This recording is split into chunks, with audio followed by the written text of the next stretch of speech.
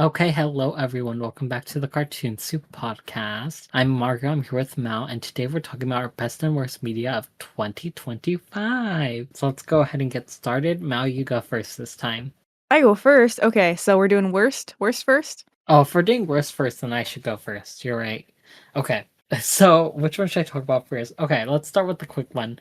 So, one of my worst media I've consumed this year was The War at Home. This is a comedy 2000s, like mid 2000s show about this family just doing like family stuff and like fighting over family stuff. Like it's your regular adult comedy dysfunctional family. And it's very much a show from the 2000s. Like the jokes do not land. There's like all the isms in here, like fat phobia, transphobia, homophobia. You know how it is. Did you say this is British as well?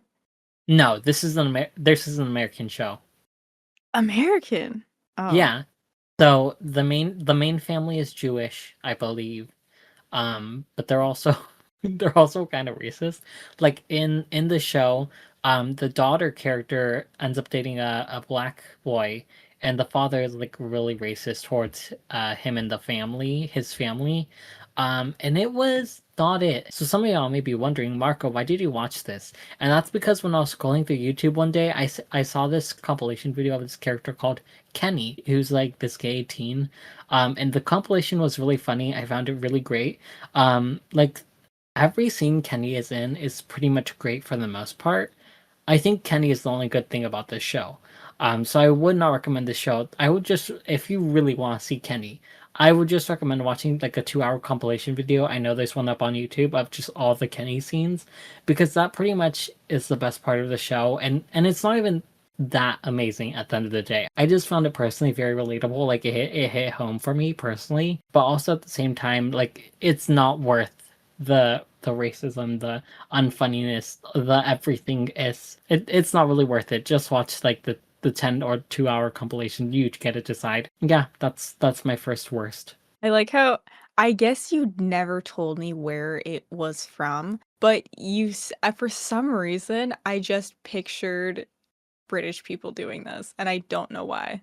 It's because you hate British people. It's that simple. You're right, you're right. No, you're completely right. Okay, so I have a film, Y2K. I thought this film was going to be camp and cheese. I got neither and I was very upset about it. I was expecting killer robots and stupid teens.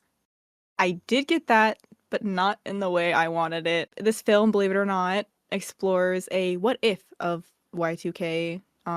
What if a bug turned technology against us at midnight on January 1st of 2000? I didn't care for the characters, and honestly, I found most of them annoying. The two boys were especially annoying. I think the only thing I really enjoyed about this was the design for the robots and the death scenes. Some of them were really funny, but that's it.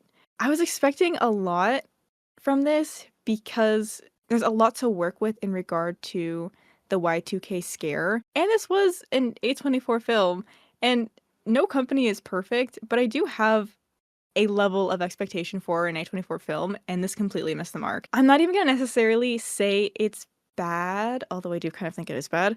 I just think it was really disappointing. Okay, Marco, tell me something else you thought was bad this year. Okay, the next is a book that I did not even finish. We're talking about Remarkably Bright Creatures. This is a novel following this two characters.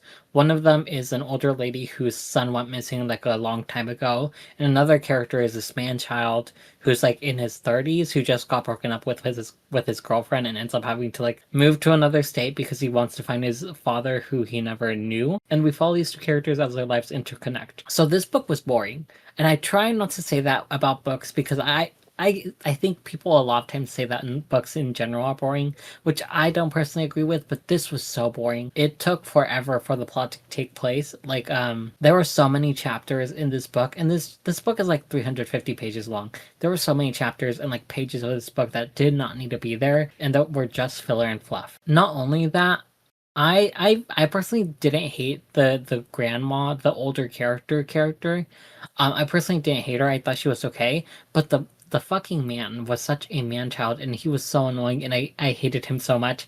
And I want to talk about a specific quote that made me stop reading this that he thought of. So there's this quote in the book that where the male character talks about this woman, and Mal is gonna read the quote for me. There are actually two quotes that I read before I decided to DNF this, and we'll go ahead and show it to y'all. Okay, so the first quote. She crossed her arms over her chest, which jammed her small but perky boobs towards her tank top's neckline, and in an instant, Cameron finds himself shifting in his chair. What is he, 12 years old? But really, it hasn't been 3 weeks since Katie. So So let that sit in.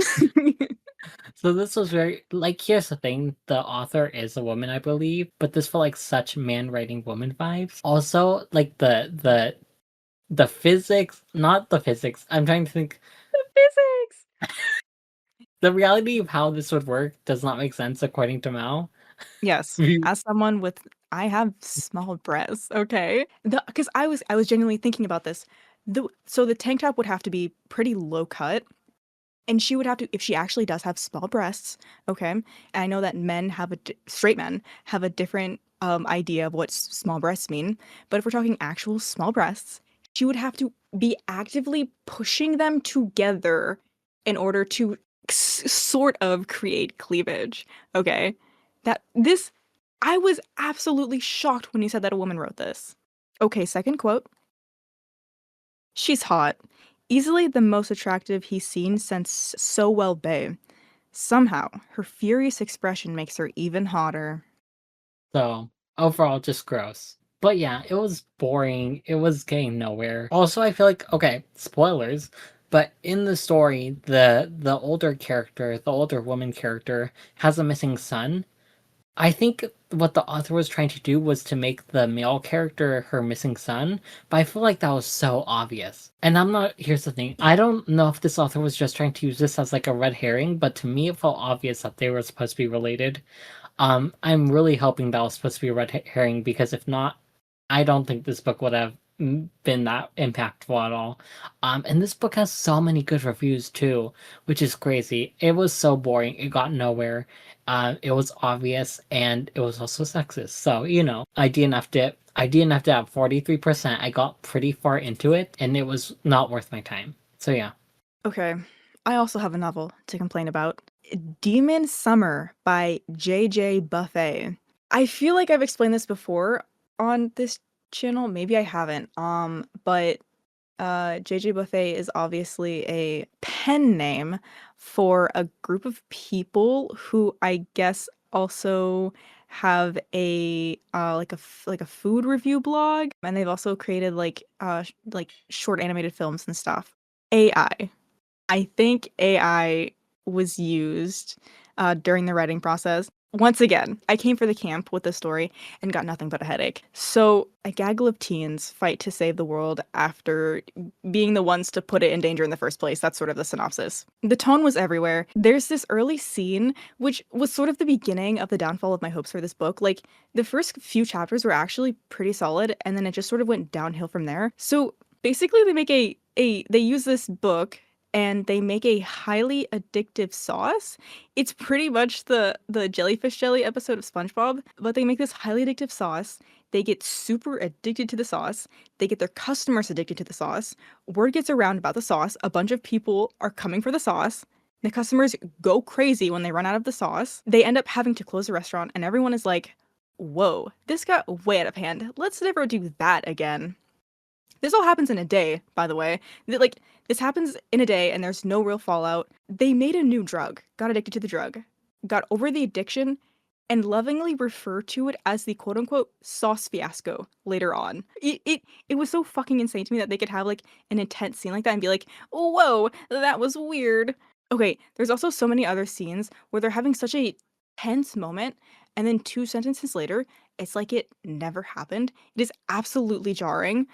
There's also this one scene where a black character named Latoya, who's working in the kitchen, gets her cross necklace stuck in a blender. After she's saved, she yells, "Lord Jesus!"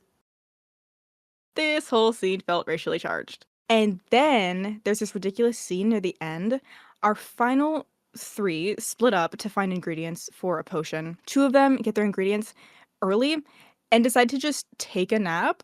Like, they're about to save the world. This is literally the build up to the final scene, and they're like, I'm a little eepy. I take a nap. Are you kidding me? Also, this book is 196 pages long. They used 98 M dashes. I started to count because it kept like M dash after M dash. It was fucking ridiculous. No book should have more than 10, and I stand by that. There's all this and then some other small things that really do lead me to believe that AI was used during the writing process. Because even a Wattpad fanfiction written by a 13-year-old is more concise, it makes more sense, it flows better, there's more diversity in the writing. I don't think I've ever read a book that like was specifically selling itself as camp, but I do know camp, and this was not camp. There is so much more I could say about this book, derogatory, but I'm tired of talking about it. I'm upset. I'm so upset that I believe that I possibly supported AI, and I'm upset that I'm stuck with this book because I'm not donating this. I'm not giving it to anybody else. And I also kind of, I don't know, I don't want to destroy it. So I'm literally just stuck with this stupid fucking book, like, for the rest of my life. All right, you're up, Marco. Tell me to cleanse my palate. Okay, I'm not gonna cleanse your palate. I'm gonna make your palate worse by talking about two manga that I both gave 1 star. Okay, so content warning for both of these manga: pedophilia. um, um, so that's gonna be a fun time. So the first one I read was Daytime Shooting Star. This is a manga following this main character who named Suzumi, who ends up moving to a new city after some stuff. I kind of forgot. I think she was moving because her parents have work or something. But she moves into the city, and basically she's living with her uncle or something like that. And she's basically going to school, and it's about her and her daily school life. There's also a love triangle in this. One of them is a high school boy, and the other one is like a teacher. Here's the thing: I'm not sure if this book was actually gonna make the romance between the teacher and the student real. But the fact that like use this as a plotline either way and like kind of like use it as like fan service is gross. Like in the story, basically the teacher is way too inappropriate. Like he's being way too familiar with his student. Like there are boundaries that need to be happening in like student teacher relationships, and this teacher did not respect that. And in the end of the first volume of the manga, the main character like is getting all blushy when he's over at their place because the teacher is friends with the uncle character, and he's like, "Oh, you do know I don't like you like that, right? Like I am a teacher," and like she's still blushing, and like she's like, "Oh my god, I like him," and I'm like, "What is going on here? What is going on here?" Like the relationship was inappropriate, and like overall it was just kind of gross, and I give it 1 star. Compared to the other one, this isn't as bad, but it's still bad. So the other manga I read was Prince Freya. I read up to volume 5. For volume 5, I gave 1 star. In this, we follow a character who is living in a like small town. Her name is Freya. When one day the prince of the local country has been poisoned, and Prince Freya is asked to pretend to be the prince, so that way no one knows that the prince is dead. Because that way there won't be as much chaos in the world when it comes to the political happenings in the world. So we're following Freya pretending to be this prince, and in the story, there are two people by her side that are also her love interest. It's also a love triangle. So we basically follow I think his name is Alec, who is the childhood friend, and we also have another character who is basically called like the White Knight. He's very much this like strong knight character, and he used to be like the prince's personal like guard back when the prince was still alive. So okay, overall, I was already having issues with this manga, but I was kind of ignoring it. I was like, okay, I'm sure it's fine. I'm sure it's fine. I'm sure it'll be. I sure it won't be that bad. So in the story, it's kind of hinted at that the knight character used to have feelings for the prince before he passed away, and it's very much hinted that he's like gay. I mean, it's also hinted that he has like feelings for the prince. However, the prince is dead now, and now it seems more like the knight is using Freya, the pretend prince, to like empty that hole in his heart and like using her to replace the prince, like in his head. Reminding y'all that the knight had feelings for a man, and this new character is a woman, so it feels kind of homophobic to like have this like character who's like like been gay like suddenly fall for a woman. Like it felt very homophobic, and also like it felt weird. Like it was just weird. Like I was already questioning that, but I was still ignoring that. I sometimes have an issue, like an issue of just like ignoring problems in the story, because I was enjoying like the political happenings and everything else in the story. Also, I was not a fan of the love triangle. It was boring. It was done before. I did not need it to be there. But then I got to volume 5 of the manga, where basically it's revealed in like this short story, like there's at the end of the manga there's like a bonus chapter that's like a short story about how the knight character and the original prince first met. And in the story it turns out like the knight was very much an adult and the prince was very much a child when they first met. And like it's also hinted at, like it's also been told like throughout the entire story that the knight did have feelings for the prince. So let's not forget, the prince was a child, the knight was an adult. This is weird. This is bad. This is disgusting. I don't want to read this. I gave it 1 star, and I will never read this again. So yeah, it was gross. It didn't need to be there. I am disappointed, but not surprised. Can I say something? Yes. Can I pitch something? Yes. Okay. Now, I don't know what goes on in this manga, but in regard to the love triangle, okay, hear me out. I brought this up to you already, Marco. The way they could have made it better was they could have made it a little gay, right? So what I was thinking is, well, you get rid of the pedophilia, right? So you make the knight obviously an appropriate age. And how that could work is you could literally just say that like the reason he was the prince's guard or whatever, even when he was younger, is that you could be like, well, he was really talented as a kid, so he just like ranked up really high and he was very promising. And then so the white knight knows that like knew from the beginning that Freya was a woman, right? Or a girl. Yes, yes. So like the knight was already in on it. Like he was fulfilling the prince's wishes to like have Freya pretend to be the prince, because like he was in on it too. Okay. What we could have done, right, is we could have been like him having these moments where he's like, uh, I don't know, just like, you look just like him, like, God, I wish you were him. And sort of like having these moments where he's like, I wish you were him. I genuinely wish you were him. And because you sort of are like him, I have a little bit of an attraction to you, but also you're not him and you're a woman. So, and just like have that like level of heartbreak that he's experiencing. I guess that would break the love triangle because he's gay, but I think that would be a fun thing to explore. And then also pull a little she's the man action. So get rid of the childhood friend romance option. Replace him with a princess or something that has a crush on who she thinks is a prince, and then she later finds out that she's actually a princess, but at this point she's learned so much about the princess. She's like, I love you as a person, not because of your gender, and then boom, you have a pansexual. And that would have been so much better, in so many ways. You know what, Marco? We should try and do something like this in the future. We should try and take a story that we hated and fix it. Like, let's make this story better. Yeah. Yeah, that'd be interesting. Like, comment, and subscribe if you agree that we should do that. So true, bestie. Anyways, let's talk about our best now. Okay, now you go first. Yeah, I'll go first. So I have a film, Chad Gets the Axe. So this is a horror film about social media influencers fucking around and finding out in the format of found film, and they totally nailed it.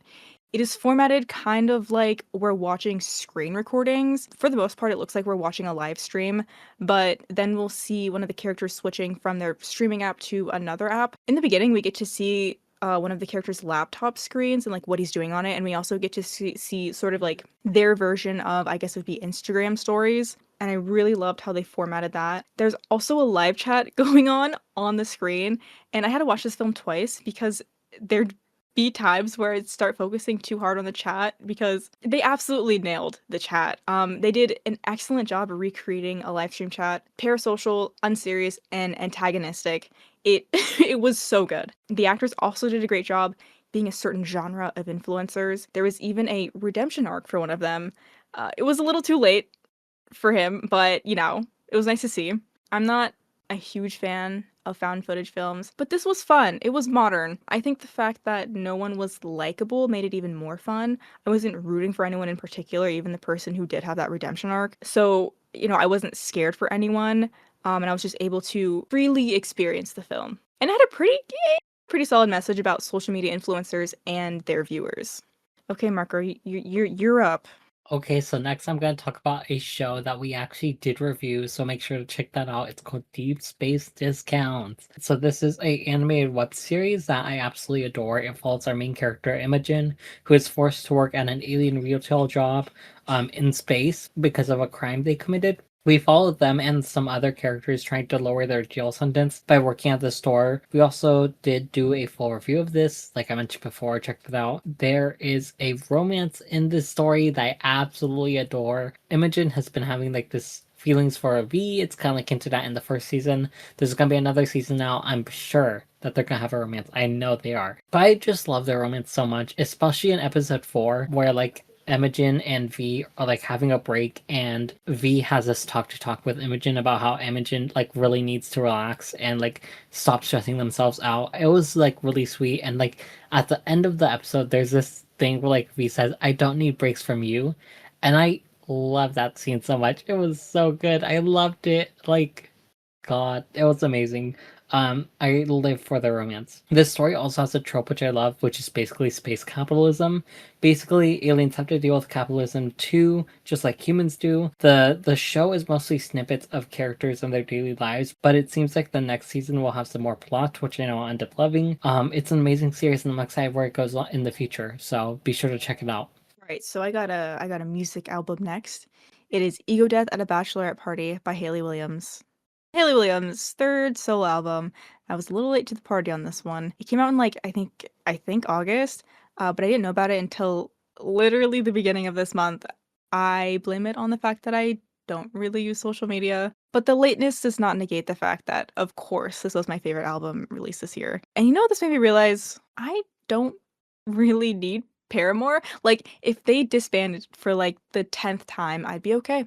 I love Hayley Williams. Her mind, it's amazing. I do think this album didn't hit as hard as it could have for me personally because I wasn't privy to the drama going on behind the scenes with Hayley and one of the band members, Deja Vu, before listening to it. I will say canonically, some of Hayley and Paramore's best songs are about band members. So as someone who doesn't know these people and whose life isn't affected at all by any of this drama, I'm kind of happy about Hayley's recent breakup.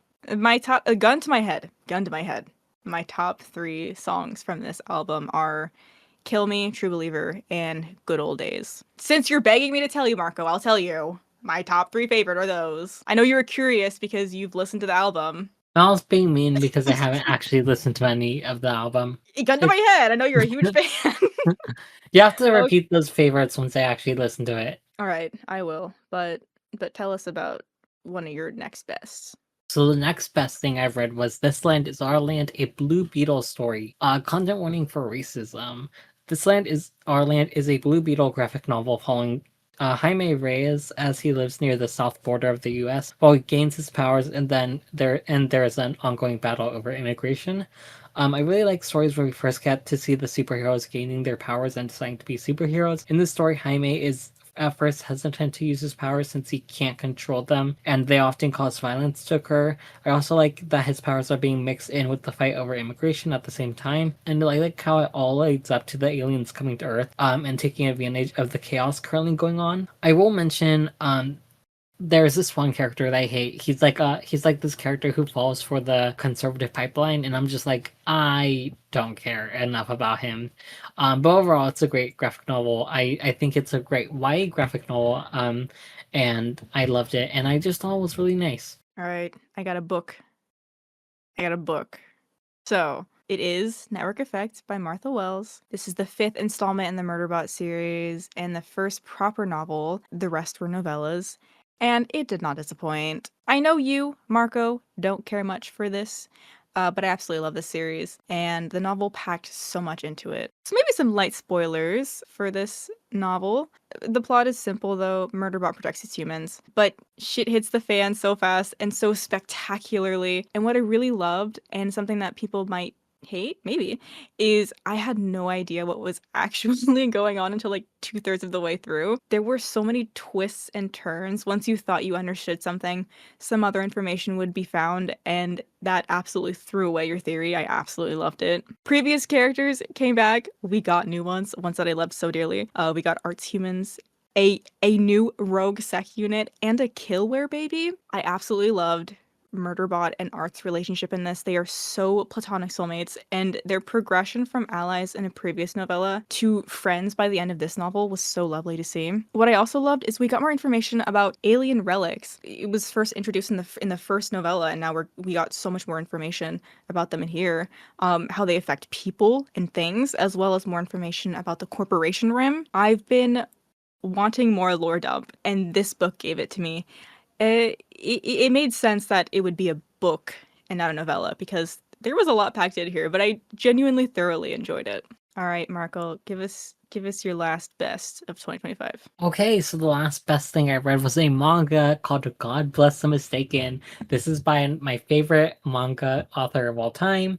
God Bless the Mistaken is a 4-volume manga following Kon and his researcher Guardian, and as they research this strange phenomenon known as bugs, the bugs cause strange things to happen around the world, and the daily lives of people living with these bugs are explored. This is by the same author of Bloom Into You, my favorite manga series of all time, and this did not disappoint. So Bloom Into You is a Yuri, this one isn't. This is more like sci-fi slice of life, but I totally enjoyed it. So there's this plot reveal in like volume 2 that goes crazy, and I would have never expected it. The reveal also changes the trajectory of the story, which I really love. I strongly recommend just getting to volume 2 and deciding to go from there if you want to. Volume 2 is so amazing, I love it. Now some of you may be wondering what I mean by like bugs or like bugging out, the world bugging out.